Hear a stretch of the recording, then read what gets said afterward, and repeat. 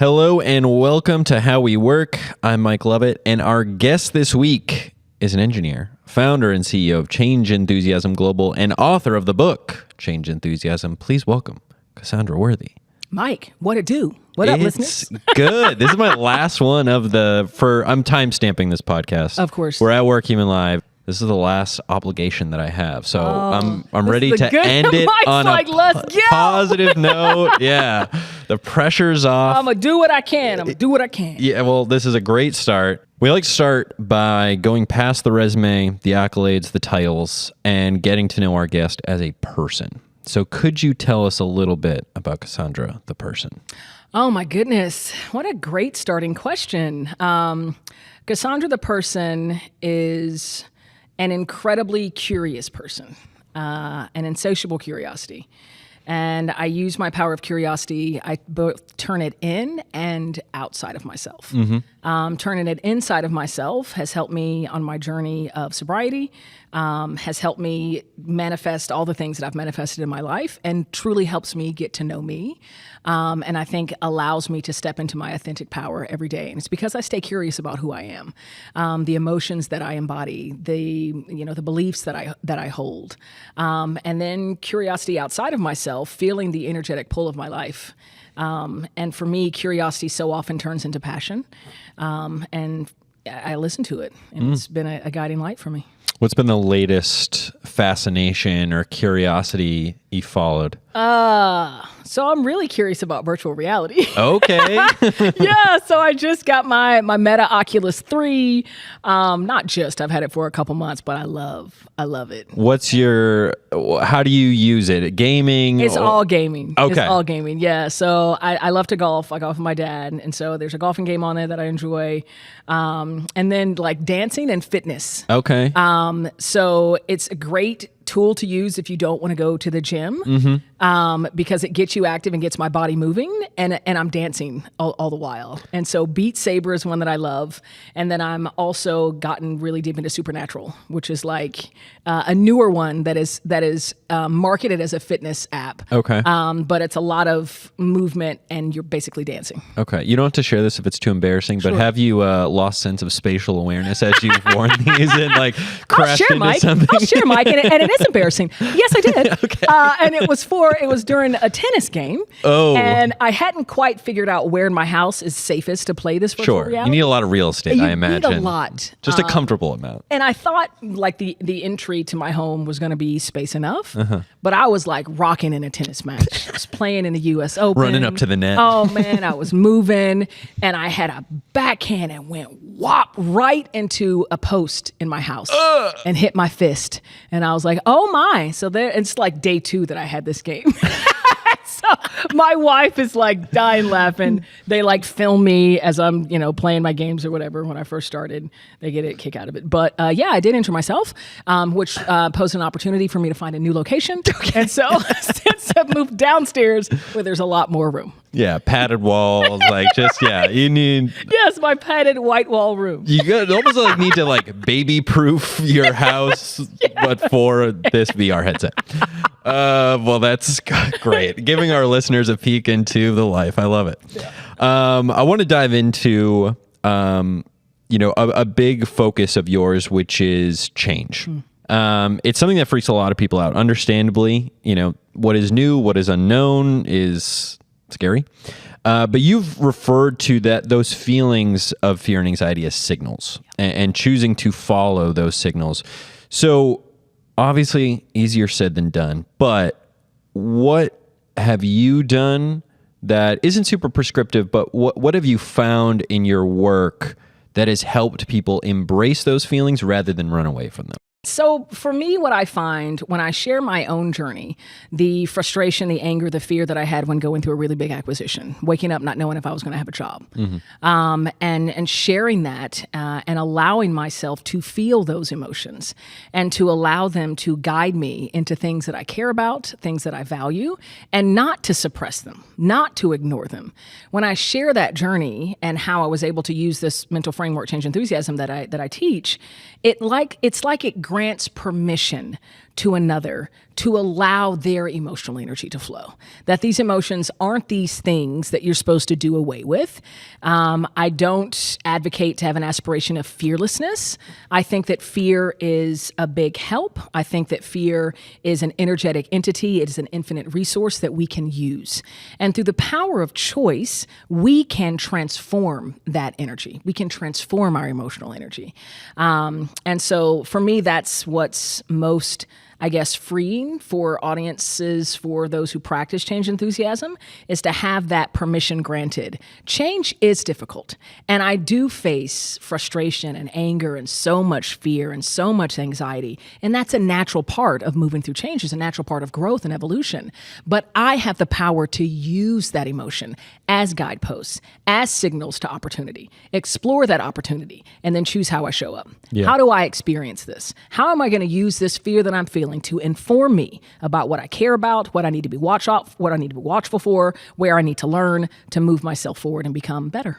Yeah. I had a former boss. She talked about being able to discern between a good fear of like, this is a fear I have because I don't know what's going to happen, but I know I need to do it, versus, genuine fears about the world or whatever. Yeah. But that instinct of just following your foot will kind of always take you in the direction that you want. And similar, you're not running away from that change. And I think it's really important to say, a lot of people think that, I need to be without fear in order to do this. But knowing that it's part of it, I think might be a little bit comforting. It's completely part of it. And I love the idea of being able to know what type of fear it is. And that knowing comes from practice. Yeah. That knowing comes from the practice of allowing the emotion and actually understanding, okay, where is this coming from? What are the thoughts bringing my awareness into it? It's data, right? Yeah. And for me, I take an emotional inventory, and I invite practitioners to take emotional inventories to explore. Okay, I felt really fearful today. What was that about? What am I facing? What is there for me to learn? Or is this really a danger? Is this a connection that's not serving me anymore? Or is this an opportunity for me to more authentically connect? The more that you can practice this, the more that you can acknowledge and be aware of your emotional energy, the deeper you'll know yourself and the more in tune you'll get with that emotional energy as data, as a resource. Self-awareness has been a pretty common thread with a lot of the interviews that we've done today and over the course of this week. Of as AI is more embraced, there has been, I think, a recognition that, wait, let's not put all of our eggs in this basket. We need to embrace the humanity of skills, of people, and that that feeling of being self-aware is maybe the most powerful thing that you can do to start on that journey. And I want to talk about, you mentioned at the beginning, the acquisition. And there are a lot of huge organizational shifts, and it feels like they're becoming more and more frequent. And that's a very particular fear, especially when it comes to your job. It's financial security. You have families, you have spouses. It just adds and adds and adds. What about that unique circumstance should people kind of prepare for, I guess, is maybe the question. Like, Or for leaders, if they know this is going to happen, I don't know that like saying like months in advance, like, hey, we're going to have layoffs is going to do anything to quell anxiety. But what is the best way to deal with those huge shifts from an employee standpoint and from a leader standpoint? Yeah, great. Because it's two sides of the coin. It's the person who's experiencing it, and it's someone who is relaying the information and right. to communicate really, really tough news. So as someone who is experiencing it, the way that you can become more change ready and prepared, number one, is recognize every day in the work that you do, you are developing and fine-tuning transferable skills. To understand what are those skills that you're developing, that you want to develop, that you know I can use in a different job, in a different position, in a different industry. And just be aware of that you're developing this knowledge and these transferable skills. And the other is to find opportunities to create low-risk situations that invite stress, frustration, anger, fear, anxiety. And a lot of that looks like learning. A lot of that looks like stepping outside your comfort zone to do a hobby or something that you're not naturally gifted at. Because when we can put ourselves in rooms where we're not the person who knows the most, where we're not the person who knows really much of anything, but can be the dumbest person in that room. I know the and feeling. Feel that. So do I, Mike. All too well. And feel, but that's uncomfortable. Yeah. It's uncomfortable, right? But if you can step into a space, into a hobby and say, yo, I am here to be the dumbest person here. And I'm doing it intentionally because I want to be outside of my comfort zone. I want to be on that growth edge, right? And I want to flex and fine tune this muscle memory of being uncomfortable. And when we can practice that in low risk situations, low risk environments, when the big thing hits, you'll remember it. Ooh, I have been in this zone of discomfort before. I learned something, I made a new connection, and I was actually better because of it. And I've been developing these transferable skills. And the other thing that I always invite people to believe in their heart of hearts, to say to themselves in an affirmation every single day, is that your value and your worth is not tied to any position or any job. Your value and your worth is intrinsic and innate within you. And all of the experiences that you're cultivating in the work that you do, again, you're just building your knowledge base and your transferable skills. And thank goodness for the work that you've done that gets you in a situation to then find something better. Yeah. Get something better. Yeah. Yeah. I'm going to come back to what you mentioned around the vulnerability. But before that, I want to talk about soft skills, because you've mentioned that as a key part of sustaining growth through change. In your work, how have you seen the change in perception? From this, I'm talking specifically from the perspective of organizations and leaders valuing those soft skills. It felt like there was a time where, oh, you're empathetic? Okay, great. But what are your hard skills, for lack of a better term? Have you noticed things come around a little bit? Has there been a greater appreciation for those? And what you said, transferable skills of finding things that are innate to you, finding a way to translate them for the organization. How has that evolved? Yeah, it definitely has, and I'm so happy to see it. And I think that it was accelerated during the pandemic, and that's a part of the pandemic that I'm actually grateful for. And I'm in this place now, and originally, when I started doing the work, I did refer to them as soft skills because that's the language that we had. Sure. But I think that it is truly evolving, and they are critical skills. And these skills that we have historically called soft, and that I even myself have called soft, are not at all soft. No. They are some of the most difficult, challenging, tough things that you can do. And so what I've discovered in our work and in our research, that they are indeed critical. Thinking specifically about empathy, we discovered that, at least for here in the States, and a lot of this was replicated because we've done our research at the intersection of change and emotion in a lot of different regions around the world, but we discovered that for 78% of working Americans, when they feel safe and comfortable sharing their truest emotions in the workplace, they more readily adapt to change. And so that's incumbent upon us as leaders, as peers, as mentors, to hold the space and allow those true emotions to exist and to flow, taking accountability to create the courageous container where individuals feel safe expressing those truest emotions. When I can get it out, when I can let it flow, when I can let you know what I'm fearful of, what I'm being challenged by, know that you're there to listen and to support me, I'm going to be a lot more engaged in this change endeavor, as opposed to, no, grit your teeth and bear it, don't talk about your emotions, leave them at the door, this is a business, we've got things we have to do. That way is broken. That is the way that I experienced a lot of change when I was working in corporate, and that's what I am striving to change with the research, with the work, and everything that we're doing at Change Enthusiasm Global. Yeah, it's such a good point you made of it's so much harder. You can wrap your mind around, can this person, do they have proficiency in this program? That's an easy thing to do. I would argue that's kind of soft. But it's much harder, like you're saying, if someone is expressing fear, it's much harder to handle that in an empathetic way. Often people will say something they don't want to say, or they'll be a little callous or insensitive, and it's so much harder to be vulnerable or be empathetic. And I want to just see the other side of the coin, because you had mentioned how good it can be and how critical these are. For an organization that is just choosing to ignore that, what are the downsides if they don't value these critical skills? If they're just nope, that doesn't have a place in the workplace, grit your teeth and bear it, we're just here to do a job. What's the fallout of that? Ultimately, I would say it's a competitive disadvantage. I think that at the rate and the pace that industries in the world is moving, they're going to fall behind, and they're going to find that their employees are going to be disengaged and eventually attrit out. Honestly, I think that it's becoming table stakes for the pace in which the world is moving, and that's why I feel, and I'm so grateful that I recently got to meet Christy Smith. She used to lead Accenture's global talent organization, and she said that empathy will be the number one most sought after leadership skill in the next decade. And I firmly believe that. And our research reinforces that. You're going to have to invite these emotions into the workplace.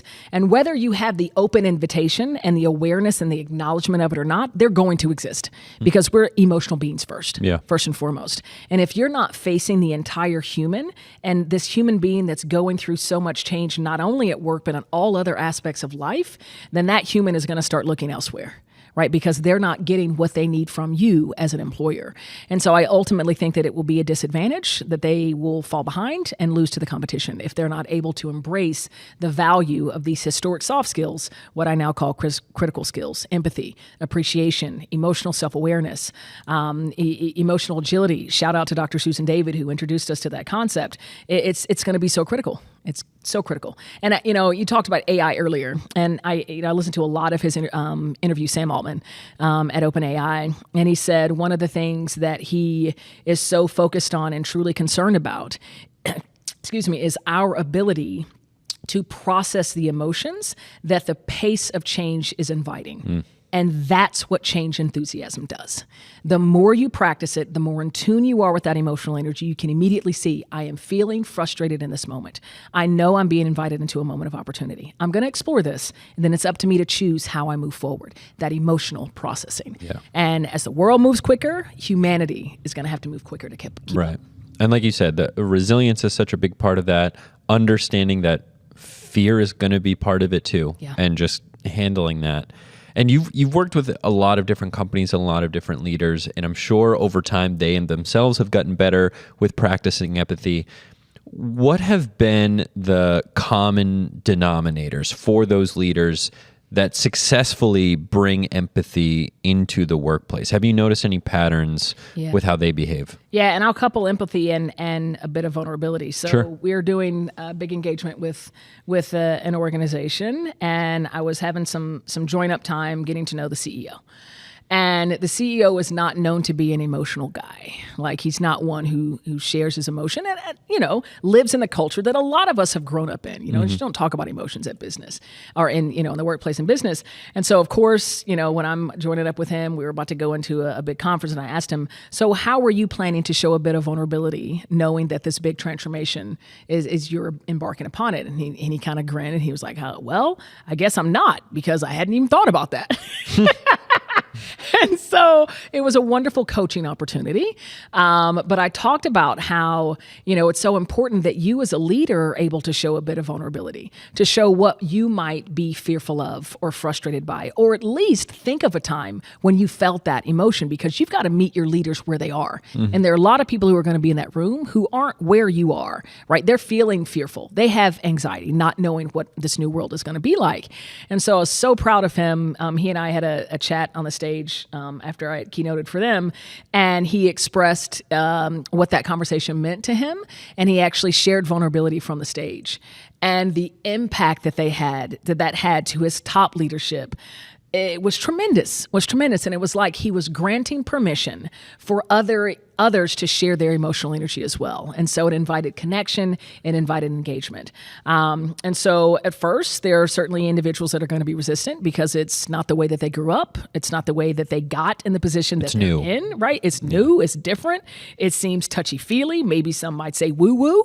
But when they can step into it in a very authentic way, it is so powerful and engaging and influencing thousands of people, 1,000-strong workforce. That giving permission idea is such a good one. And that's the perfect lead into my next question, which is around vulnerability. Not only just its role in the workplace generally, which I want you to hit on, but I want specifically men experiencing or expressing vulnerability at work and the permission that grants, because a lot of people in charge are guys. Of course. And I not to like paint too broad a brush, but I think there is, I'll say, a decent amount of men in charge who are maybe looking at these as a little too touchy-feely, are from a time where this did not have a place in the workplace. And to your point, you want to meet them where they are.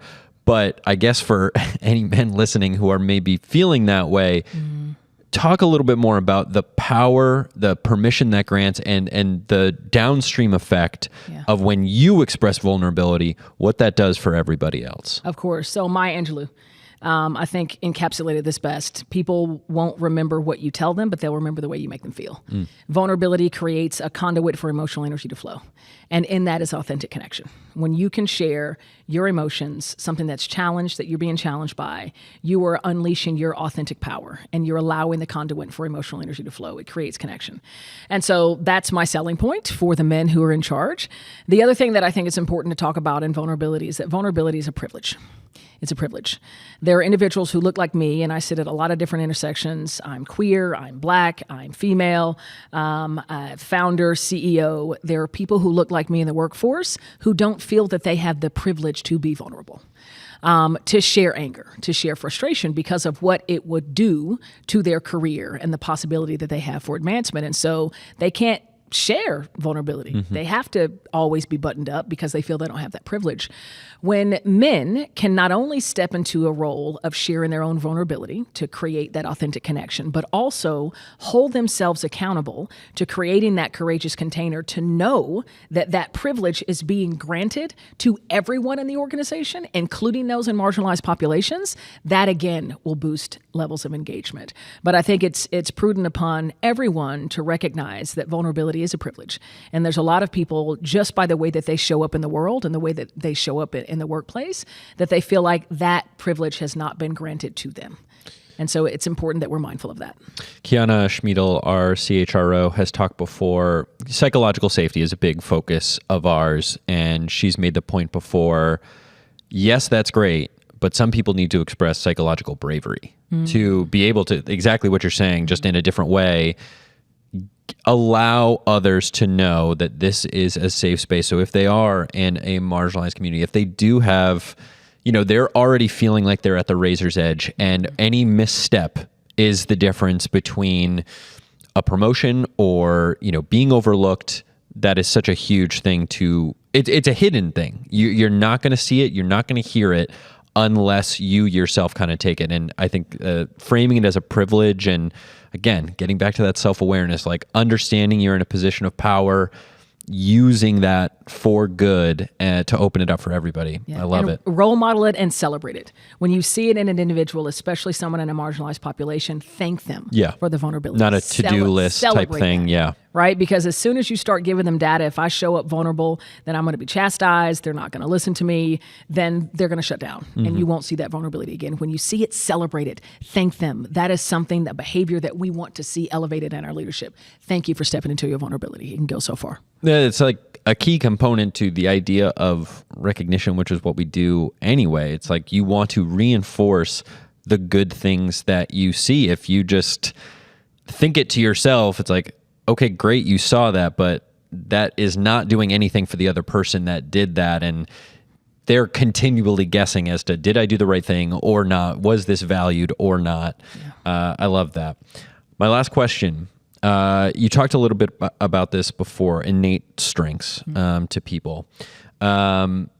What are some practical steps that people can take to maybe suss out innate strengths that they have that aren't super obvious, or, I think to them might not be thought of as valuable to an organization, but, then you get into work and you realize, oh yeah, patience would be really important here. Empathy would be really important. But I think traditionally those kinds of things haven't been suggested to be put on a resume, but maybe should, or in a cover letter, whatever. So for anyone, leader, employee, whatever it may be, what are some exercises? What are some things they can do to help see the value of their own innate strengths and translate them? Yeah, it's such a good question. And so often we're blind to them, right? The way that we show up in the world and the impact that we're having on others. It's such a good question because it's an exercise that I did for myself that is the reason that I'm doing the work that I do today, one of the many reasons. And it was one day because I had this curiosity, this intuition, whispering, telling me, Cassandra, there's something different that you're supposed to be doing to share your gifts with the world that's not leading innovation in a big corporation. And I didn't know what that was. I just heard the whisper. And so one day I sat down and I journal all the time. It's a spiritual practice for me. And I started thinking about all the compliments that I had heard from people, things that people say to me that I hear often. And I just started writing them down. And then I actually started just kind of not necessarily interviewing people, but asking, what do you think I'm really, really good at? Like, what do you value most in what I bring to the table? What do you think I can do that hardly no one else can do? Like, why are you seeking me out? And it's trying to get at that secret sauce, right? And so when I started pulling all that together, and for me, it was always about my energy. Cassandra, your energy, my goodness, the way you light up a room, the way that you can connect us, the way that you engage people. And I started writing all that down, and it started to look like, okay, well, speaking or somehow influencing, leading, which I was doing in the workplace, but it kind of led me towards, could it be a career in speaking? Could it be, I also, my written work I got commended as well. So could I be an author? And so that's kind of put me on the path of getting curious about, can I command a platform? Should I write a book? But it was really understanding what is the thing that I hear from other people that they say I can do like nobody else. The way that I show up, the way that they engage with me and can see in me that they don't see in so many other people. That's your secret sauce. That's something that really, truly sets you apart. And you got to ask, right? Yeah. And listen for it. That thing that you hear so often from so many people, there's something there. And that's a part of your gift. And, it's about finding that and sharing it. A few years ago, I spoke to Emily Heafy, who's a professor at University of Massachusetts, and she talked about a very similar exercise where imagine a bunch of people in a room, everyone is taking turns, and okay, it's Cassandra's turn. Everyone writes something that they admire about Cassandra, and very similar to what you're saying. And she said something that has stuck with me ever since. Those exercises can provide positive redirections of, you're going to probably tell this person something they did not realize about themselves. And her personal example was someone had highlighted her leadership skills, something she never thought about. And 2 weeks later, a leadership position on a focus group or something of the like opened up. She applied for it. She got it. And I can't imagine my life without that now. And that never would have happened without that positive redirection. So I love that, as it's a very easy exercise. It does feel like, at least culturally, there is a push toward giving people their flowers before it is too late, or not waiting for these, marquee moments. It tends to be weddings or, maybe a big birthday or tragically funerals where you hear those honest feelings about people. But it is so much more valuable to not wait for those moments when you think of them, or just carving out time wherever you can. I'm telling you. And the majesty comes. There's a word in Japan, in the Japanese language. They don't have one for retirement. They have a word called ikigai. And it's about combining the thing that you're naturally talented at and gifted at, the thing that you just love doing, that you would get up in the morning and do for free, the thing that the world needs, so a problem that you're solving, and then making money. When you can combine all four of those, and it's a Venn diagram, it's beautiful. As an engineer, I just love it. But at the center of this Venn diagram is your ikigai. And I have discovered that in the work that I do now. And it is the most incredible feeling to be operating within my ikigai. So we all know this quote, when you do the thing that you love, you never work a day in your life. I think that's incomplete. Honestly, I think we need to stop saying that, or at least if we do, round it out.